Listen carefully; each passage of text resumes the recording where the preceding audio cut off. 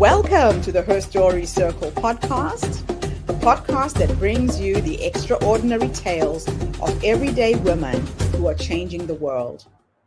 I'm your host, Gertrude Mache, and I'd like to acknowledge traditional custodians of the land on which we meet today. I also like to pay my respects to elders, past, present, and emerging. Every week, we dive into the lives, challenges, and triumphs of women from all four corners of the globe. We're here to inspire, enlighten, and connect, sharing stories that uplift and empower. So grab a cup of coffee, settle in, and join us as we explore the incredible journeys of women shaping our future. This is Her Story, where every woman's voice matters. Hello, everybody, and welcome back to the Her Story Circle. This is Gertrude Mache here in beautiful Melbourne, Australia. And today I am graced with the presence of yet another fascinating young woman. Welcome, welcome, welcome to our tribe. Please tell everybody your full name, where you're based, and share your story with us today.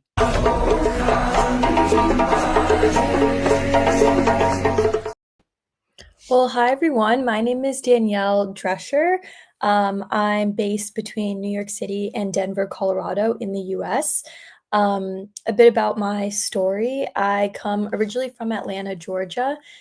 So I'm born and raised in the US, lived there almost my whole life. I went to school in Georgia, in Atlanta, at a smaller university a bit south called Georgia Southern University. It was about an hour outside of Savannah, Georgia.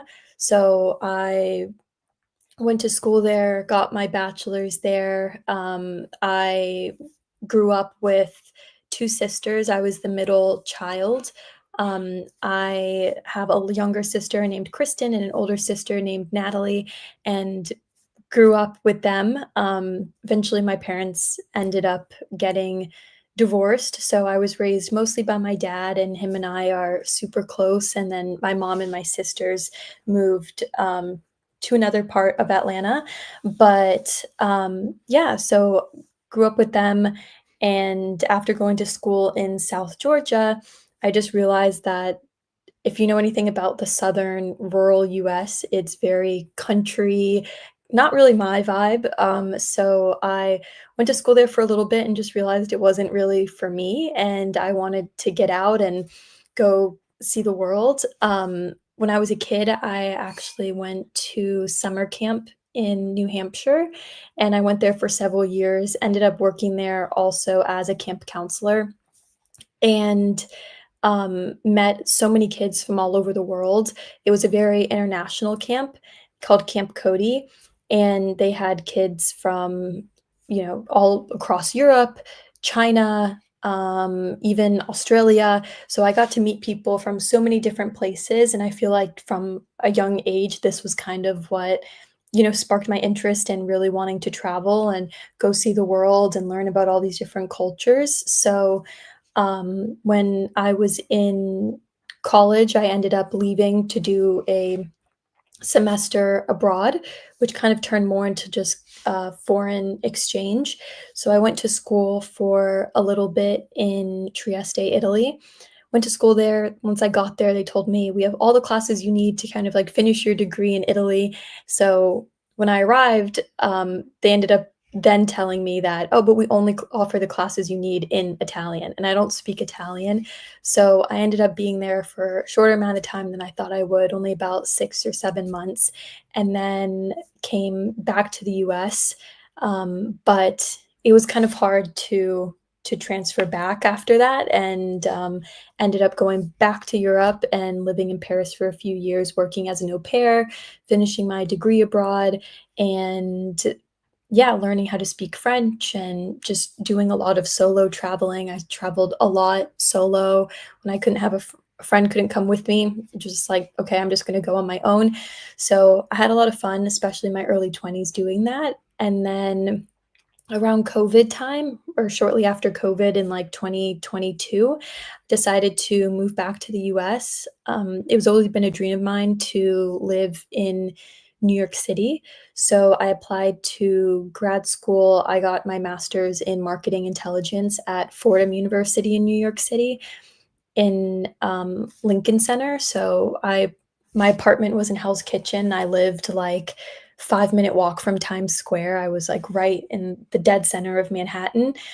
So I went to school there for a little bit, and then after graduating, well, first I did an internship at a company called William Grant and Sons. So that was kind of my introduction into the alcohol industry.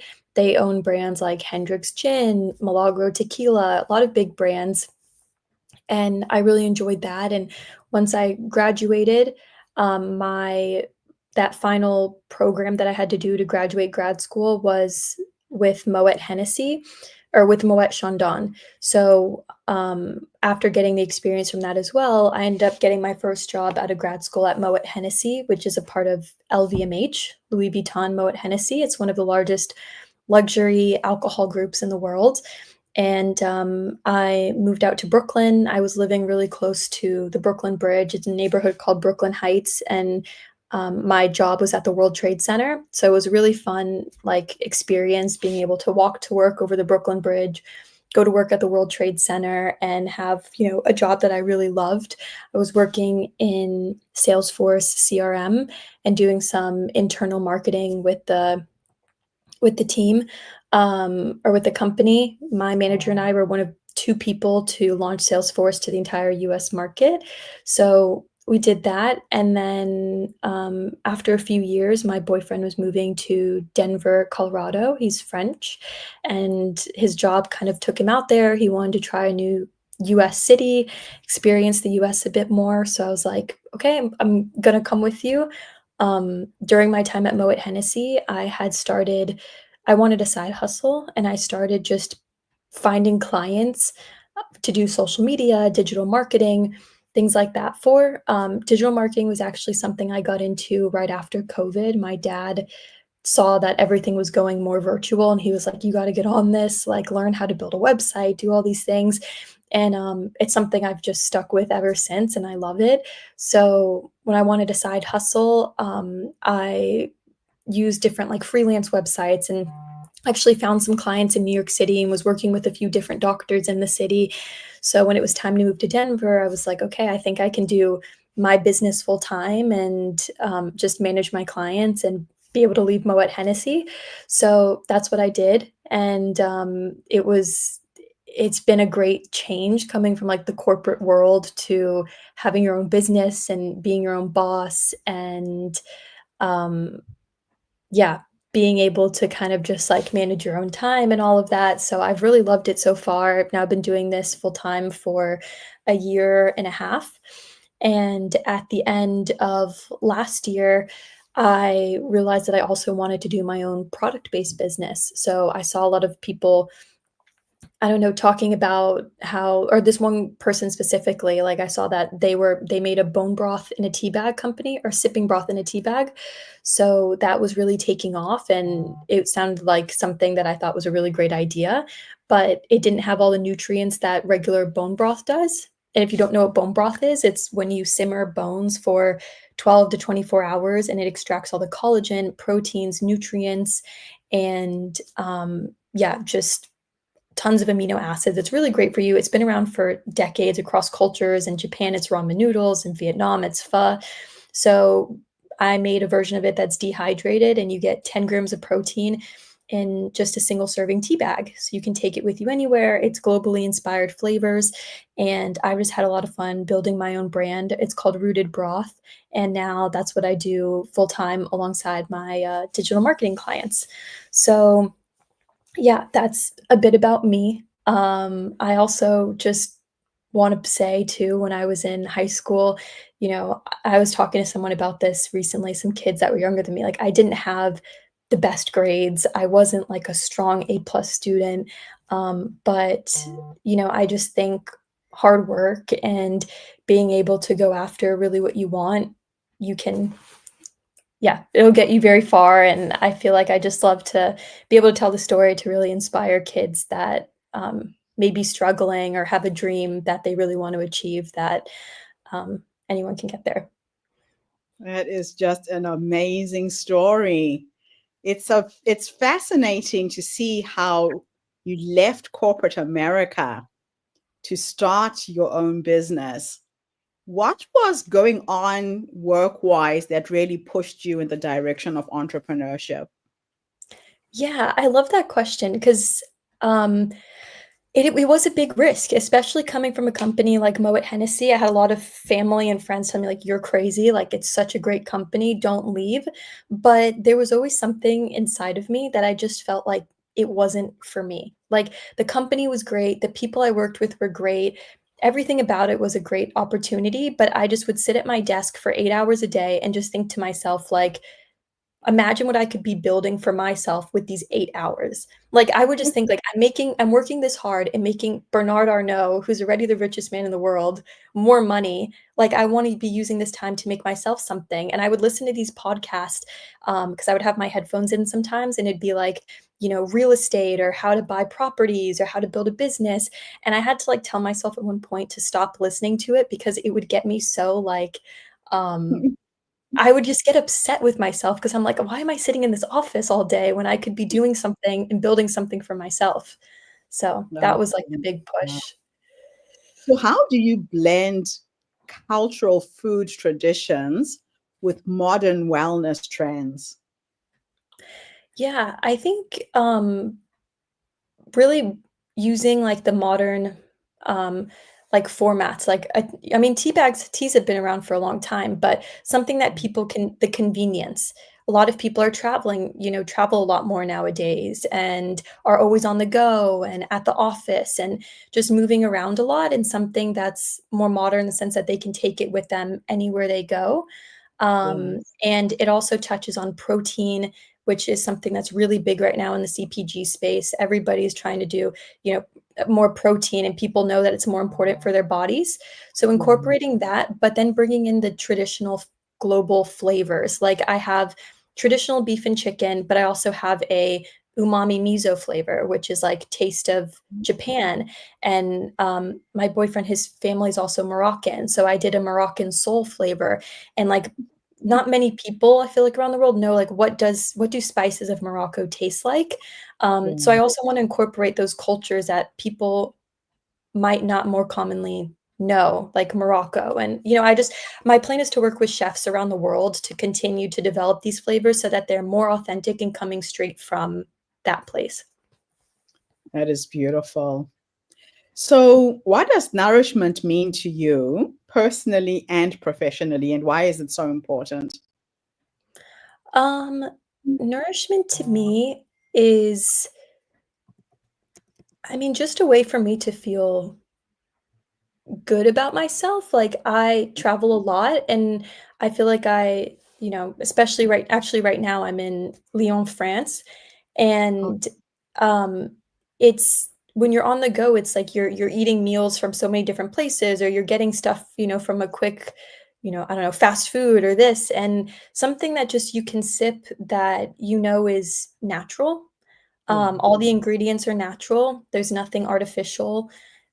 Something that, I like to consume a certain amount of protein a day, so something that is giving me that, but Mhm. not making me feel bloated, and I know that when I'm drinking it, it's helping my gut health, my digestion, immune health, so that's kind of what I look for when I think of nourishment.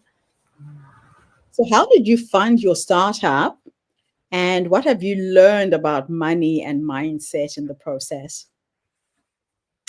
Can you repeat the first question? Sorry.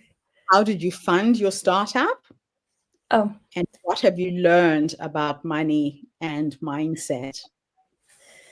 um, yeah, I found the startup through, like I said, I saw some people who were doing really well with sipping broth, and, I yeah, they were doing really well with sipping broth, but theirs didn't have it was vegan, so it didn't have all the benefits that real bone broth does, and I was like, "It's a great idea, they're doing so well with this," and they were even pitching it to, like, airlines in the US, and I thought it was Okay. just a great idea, but they didn't have the benefits of real bone broth, like the 10 grams of protein, the collagen, and all of that. So that's kind of where the idea for me came from. And when it comes to money for my brand, one thing I've really learned is, starting with one product and putting money into doing that one product. And then once you can, really verify your idea, people want it, people are buying it, then to slowly, keep moving instead of just throwing a bunch of money into the business at once. Like, you want to make sure that your idea and your product, people actually want it Yeah. before, just throwing all your money at it. And I used all my savings to build my business. And, it's Oh, something I didn't quite do at first. Like, I had a few different product and flavor lines, and I kind of wish I started more with one and then slowly started to develop them more. But that's what I would do if I was starting my business next, to save more money. so what makes rooted broth unique in a crowded wellness market? There's quite a few products out there.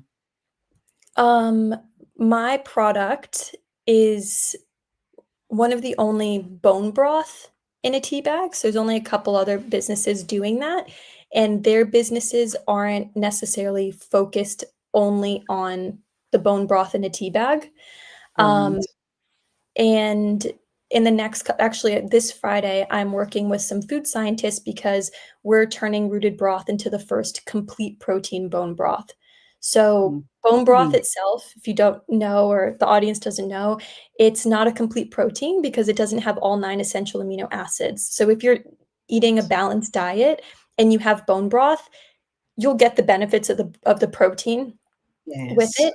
But if you're just trying to drink it on its own to get the protein or the nutrients, really just the protein actually, you won't get that 10 grams like that. So we're making ours a complete protein. We have food scientists this Friday that we're working with, and our next batch will be the first ever complete protein bone broth on the market. So we will go up against some supplement companies, people like fitness athletes who do just want to have it on its own to be able to build muscle and more of like a functional kind of go into a stronger functional wellness space. Okay. You've got a very strong point of difference there. So how do you stay grounded during the highs and the lows of entrepreneurship? I think it's surrounding myself with people, who are really supportive.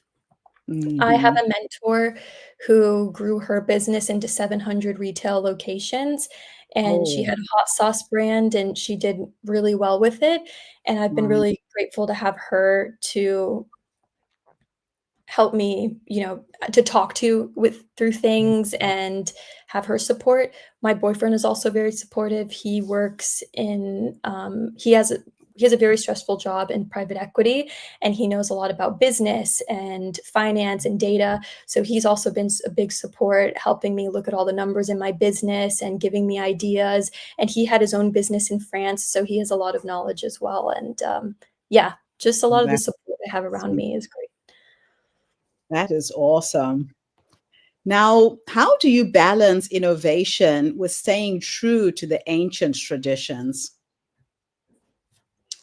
Um, Innovation was staying true to the ancient traditions. I think it would be kind of what I mentioned before, bringing more education to really what bone broth is. I think, like I said, a lot of people just don't realize how incorporated it is into different foods, Mm, like ramen noodles. Like, I love Japanese food, so I think trying to tie that in, educate people really about the benefits, the protein, the nutrients that everyone wants nowadays is, yes, the way I really try to do that. that's awesome. So, what are the wellness values at the core of your brand? Well, um, I would say the wellness values at the core of my brand. We just secured a partnership with Action Against Hunger. So now we are official partners with an organization that helps fight malnutrition around the world, which is something that's Okay. really important to us. So Mm, with all of the benefits that the product has, we want to be able to also give that back and donate product to other areas around the world who might struggle with getting their protein and those vital nutrients that they need. And all you do is steep it like a bag of tea. So you really just need hot water wherever you are. Yeah. Yeah, that's been Oh, our big. that's amazing. I can see that in the developing world being a very useful product to have. So, how do you measure success at this early stage in your journey? I would say right now it's been a big focus on retailers that we're getting into. Like, of course, sales this early, you're kind of just focused on sales and getting your name out there. So we post a lot on social media, selling on TikTok shop, on our Shopify website. That's kind of how we're tracking it, like our day-to-day sales. And also, yeah, we've now broken into 4-5 different retail stores. And then we have some more stores on a wait list. So our next batch, we have some people that are waiting to receive the complete protein batch. So that's kind of That's what we're pushing for right now. So, what's next for Rooted Broth? Any new products or expansions in the horizon, do you think? I think we're waiting to do any new expansion just for the reason I said earlier, just, being new, having to have such a certain budget. Where are we going to put it? And probably not into any new flavors right now. I think that I recently did a pitch competition. I won some funding for my business, which I've been really excited about. So I have like $10,000 right now that we're using to kind of push the brand forwards. And we're putting a lot of that money towards this food scientist trying to figure out some new packaging, and different package sizes. Some people only wanted, 1 or 2 tea bags to be able to taste it before buying, a $60 box with a lot more. So kind of going back and forth between that and what else? Maybe just marketing, continuing to get it out there. That's awesome. What legacy do you hope to leave through your entrepreneurial venture?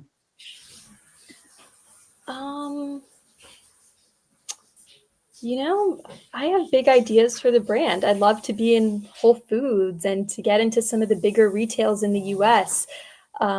Ideally, it would be amazing to turn the brand into something that people around the world use it and see it more as, instead of just a soup, but as really a functional wellness drink that's a savory alternative to something like a protein shake that's more sweet or, something. So I don't know. I'm trying to, like I said, but it takes a lot of education. I think people around the world aren't as familiar with it in the sense that we are in the US.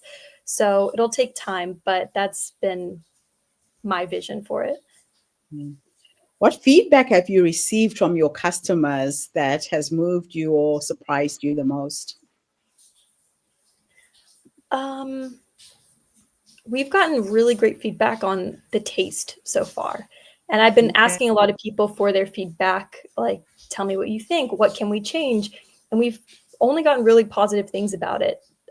So I've kind of honestly been waiting for the negative feedback of like, tell me that you don't like the taste, tell me what we can tweak, but we haven't had much of that yet. But that negative feedback is also vital to really be able to, give your audience what it needs. But yeah, just kind of still waiting for that part. Well, it's good that it's not coming. It means you're doing something right.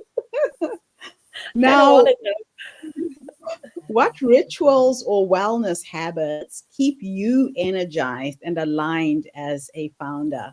Sounds to me like you're doing a lot of travel that gets exhausting after some time, right? Yeah, I mean, I love it. Like I really love kind of being on the go. Like I'm not someone who likes to just stay in one place. So for me, I'm kind of used to it. And like I said, I traveled a lot in my early 20s and stuff. So yeah, and it's actually pretty cool now because now I'm traveling so much, but I get to have my own product with me in hand that kind of does what I've been looking for all those years ago, what I needed. I love it. So how do you educate consumers about the health benefits of bone broth in an easy to understand way? Yeah, I mean, just explaining a lot of what it is, trying to tie it back to things that they already know, like the ramen noodles. Everyone loves ramen Yes, noodles. Even in exactly. the US, chicken noodle soup. So trying to bring those connections where people can see that they've already had the product, something like it, and being able to build that connection. Yeah.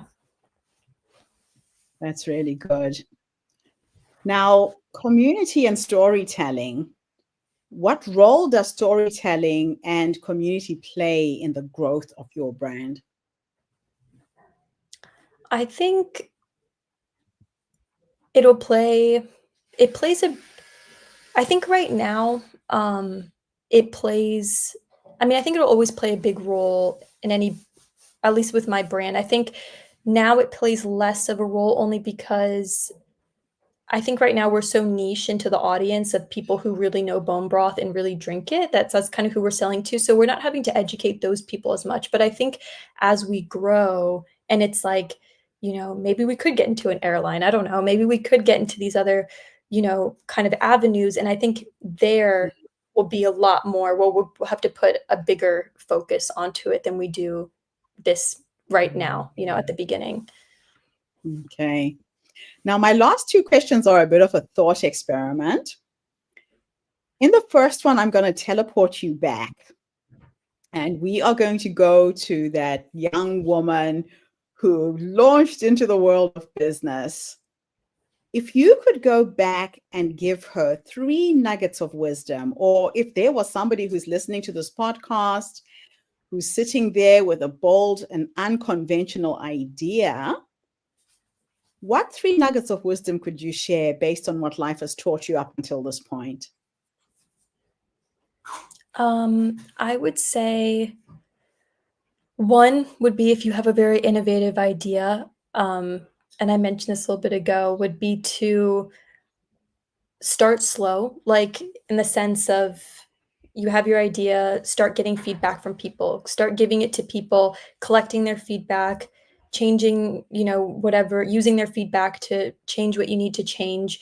And then, just keep moving in steps like that until you have the best product that you can have. And then once you have that really great product, um, after you've taken all of the feedback to make it that way, then look at bringing in a new product idea and this sort of thing. I would take it that way. Like I said, that was something I wish I kind of did more, and that's what I would change if I was going back. Um, Maybe a second piece of advice would be just ask. Like, I think I even find myself doing that sometimes where I get nervous to ask for certain things or to even propose to people. Like my mentor, we're doing exchange of services. She's going to support me on my business and I'm helping her with her marketing her business. So just asking for things, like worst people can say is no. And I think, like I said, for me also going back, that's something I would have done more, even when it comes to asking more retailers to get into their shops. Like, maybe I'll give you a free box if you can take some content of my product on the shelf or something like that. And then maybe the third piece of advice would be to take the risk. I think that you always know deep down if something feels right or if it doesn't. Before starting Rooted Broth, I was thinking of starting like going on Fair and buying some clothes and doing kind of more of like a clothing store or something. And I just could never get myself around to actually making the purchase. It was like you always know deep down if it's the right thing or if it feels right or if it doesn't. And I think at the end of the day, anytime you want to really succeed, you're going to have to take risks. So I would say those would be my Really good advice. I love it. The last question, I'm going to teleport you into the future this time. And we are going to go and meet the 90-year-old you. She's sitting in her rocking chair, maybe surrounded by her husband, her children, her grandchildren, whoever's with you at the end, right? If I could take you into the future to meet this wise woman, who has led you up until that point. What will you say to her when you finally meet her? And I love asking women this question because you said it in your advice a few minutes ago. A lot of women look outside of themselves for answers. They forget to go in to trust that intuition that says, yes, do it, do it, do it, or go left, go right, say yes, say no. We're forever looking outside of ourselves, but the wise woman is already there. Yeah. So when you finally meet this wise woman who's leading you to the age of 90 with all of these adventures and entrepreneurial spirit, what will you say to her when you finally meet her? Oh, I don't know. I think I would just feel like, wow, you really did it. Like, I would just feel like wanting to congratulate my 90-year-old self. I just pictured myself literally just like sitting back in a rocking chair, enjoying like all the, success that I had throughout my life and just being completely like at peace with everything. So I think I would just feel, yeah, really proud. And for that I took my risks and I, just really believed in myself to do it. And I made it happen. I love that. Yeah, I have a little game that I play where I play with the energy of who I am becoming. So whenever I get really stuck, I actually have conversations with her. And I see myself successfully sitting in a big house, having created this business and that business. So I play with the energy of who I am becoming. And if I get stuck sometimes, I go into my meditation and prayers before I go to sleep and I just ask her the question. So what's the next step? And then I wake up in the morning, I'm in the shower and I get those light bulb moments. And it's like it's just come from nowhere, right? But you are processing and trying to figure things out, even in your sleep. Yeah, I love that. Thank you for trusting the older you. She's an adventurous spirit. I don't see her sitting in a rocking chair. I see her traveling in Paris and Spain and sipping champagne on a yacht somewhere at the age of 90. Yeah, that sounds good. It's absolutely wonderful to see you living your life and manifesting your dreams. Beautiful example of how to live. Thanks, Danielle. Thank you. Thank you very And much. thank you to everybody who tuned in today. The Her Story Circle is not just a podcast. We are a social impact movement that brings you the stories and voices of women from all over the world. We share our stories to uplift you, to inspire you, to energize you, but most importantly, to take you from where you are now to where you're trying to go. So tune in again tomorrow when I interview yet another amazing guest. In the meantime, have a fantastic day, morning, or evening, wherever you are in the world. And thanks again for the interview. Don't go away. Thank you for tuning into the Her Story Circle podcast. I hope today's story has inspired you to believe in the power of our stories and the difference you can make in the world when you use your voice. I'm Gertrude Mache, and it's been an honor to share this space with you, where voices from all walks of life come together to weave a rich tapestry of diverse perspectives. Don't forget to subscribe, rate, and review our podcast to help us share these stories with more listeners. Follow us on social media by looking for the Her Story Circle podcast for more updates. And join us tomorrow for another episode filled with courage, resilience, and empowerment. Remember, your story matters, and together we're building a stronger, more inclusive world. Until next time, keep making her story. Thank you.